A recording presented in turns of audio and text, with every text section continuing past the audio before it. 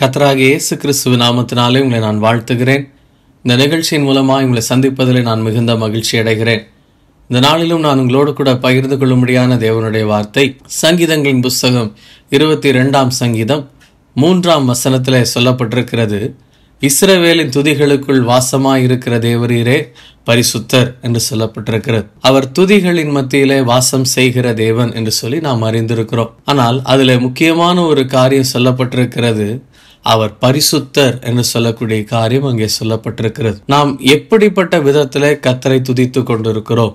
பரிசுத்த தேவனை நாம் துதிக்கும் போது பரிசுத்த தேவன் விரும்பக்கூடிய செயல்கள் நமக்குள்ளாய் இருக்கிறதா, தேவன் அருவருக்கக்கூடிய செயல்கள் நமக்குள்ளாய் இருக்கிறதா என்று சொல்லக்கூடிய காரியத்தை நாம் ஆராய்ந்து பார்க்கிறது ரொம்ப அவசியமான ஒரு காரியம். பரிசுத்தம் இல்லாதபடி நாம் தேவனை தரிசிக்க முடியாது என்று சொல்லி வேதம் சொல்லுகிறது. எனவே நமக்குள்ளாய் பலவிதமான எண்ணங்கள், பலவிதமான கோபங்கள், எரிச்சல்கள், அசுத்தங்கள், அருவருப்புகள், தேவன் நம்மிடத்துல அருவருக்கக்கூடிய செயல்கள், இதெல்லாம் நமக்குள்ளாய் வைத்து கொண்டு நாம் கர்த்தரை துதிக்கக்கூடிய காரியமானது தேவனுக்கு அது மிகுந்த அருவருப்பான ஒரு காரியமாக இருக்கிறது. எனவே நம்முடைய வாழ்க்கையை ஆராய்ந்து பார்த்து நான் எந்த நிலையிலே கர்த்தரை நான் துதித்து கொண்டிருக்கிறேன், தேவனுக்கு பிரியமான நிலைமையிலே நான் கர்த்தரை துதித்து கொண்டிருக்கிறேனா, அல்லது தேவன் அருவருக்கக்கூடிய செயல்களை எனக்குள்ளாய் வைத்து கொண்டு நான் கர்த்தரை துதித்து கொண்டிருக்கிறேனா என்று சொல்லக்கூடிய காரியத்தை ஆராய்ந்து பார்க்கிறது மிக அவசியமான ஒரு காரியம். எனவே பரிசுத்த தேவனை பரிசுத்தத்தோடு நாம் துதித்து ஸ்தோத்தரிக்கும் போதுதான் அந்த பரிசுத்த தேவனுடைய அந்த மெய்யான பிரசன்னத்தை நம்முடைய வாழ்க்கையில் உணர்ந்து கொள்ள முடியும். எனவே நம்முடைய வாழ்க்கையை ஆராய்ந்து பார்த்து தேவ சமூகத்தில் ஒப்பு கொடுப்போம்.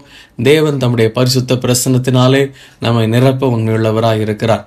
எங்களை அதிகமாய் நேசிக்கிற அன்பின் பரலோக பிதாவே, உம்முடைய குமாரனாகிய இயேசு கிறிஸ்துவின் நாமத்தினாலே இந்த நாளிலும் எங்கள் வாழ்க்கையில் நாங்கள் உம்மை துதிக்கக்கூடிய துதியை குறித்து நீர் உணர்த்தினதற்காக நன்றியோடு உம்மை ஸ்தோத்திரிக்கிறோம். அப்பா, நீர் பரிசுத்தத்தை சிநேகிக்கிற தேவன்.